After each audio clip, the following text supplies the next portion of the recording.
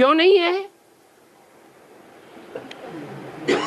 क्योंकि जो भी मनुष्य मात्र हैं वो सब पतित हैं। मना, उनकी मन बुद्धि कैसी स्टेज में है? पतित स्टेज में है, नीचे की ओर गिरी हुई है। जिनकी खुद ही बुद्धि नीचे की ओर गिरी हुई है वो दूसरों को कैसे ऊपर उठावेंगे? हम सब पतित हैं। पतित दुनिया में सब पतित। और पावन दुनिया बनाने वाला एक बाप। पावन दुनिया में होंगे सब पावन। तो बाप कहते हैं कि पावन बनने के लिए मुझे एक एवर प्योर को याद करो। एवर प्योर क्यों? क्योंकि वो ऊपर का रहने वाला है, ऊंचे ते ऊंचे धाम का रहने वाला है, तो भी प्योर है। और इस पतित दुनिया में आता है, पतितों के संग में आता है और पतितम कामी कांटे में प्रवेश करता है। प्रवेश करने और संग के रंग में आने के बावजूद भी वो पतित है या पावन है? तो भी वो पावन है। कोई कहे ये तो सब बक बक करने की बातें हैं, हम कैसे माने? तो एक एक ब्राह्मण के जीवन से पूछा जाए उसका अनुभव कि जिन दिनों विकारी जीवन बनता है उन दिनों बुद्धि में से ज्ञान की बातें उड़ जाती हैं या ज्ञान में रमण करती है बुद्धि? बुद्धि से ज्ञान की बातें ही उड़ जाती हैं। ऐसी बुद्धि हो जाती है जैसे गरम तवा, पानी की बूंद डालो और फटाक से उड़ जाता है।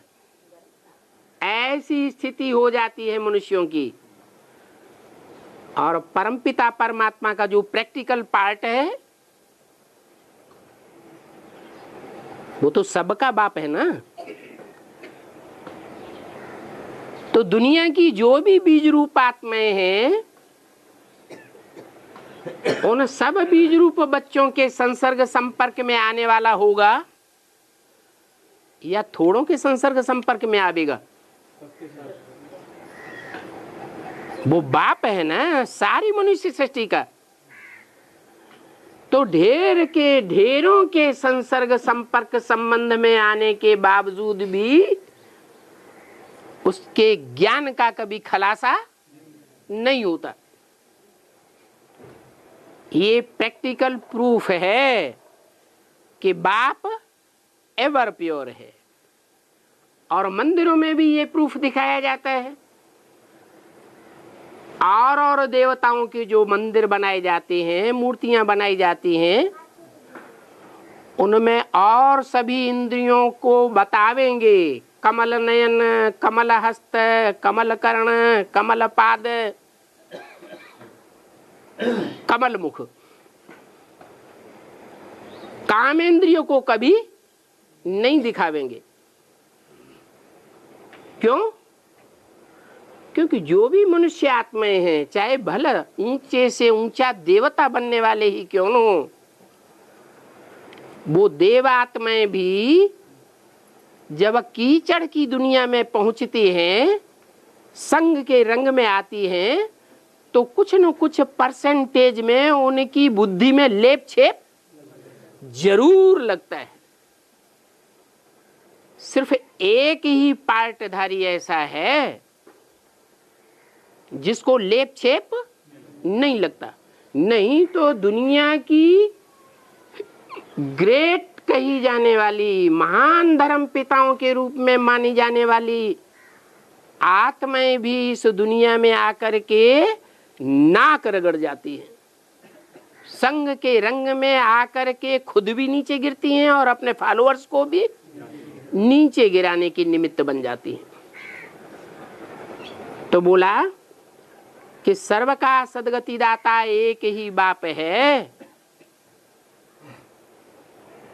वो बाप कहते हैं कि माम एकम याद करो, ऐसे ही नहीं कहते हैं कि माम एकम याद करो, कोई दूजम को याद न करो। पतित होने वाले को याद करेंगे तो याद करने वाले की स्टेज क्या होगी? पतित ही होगी।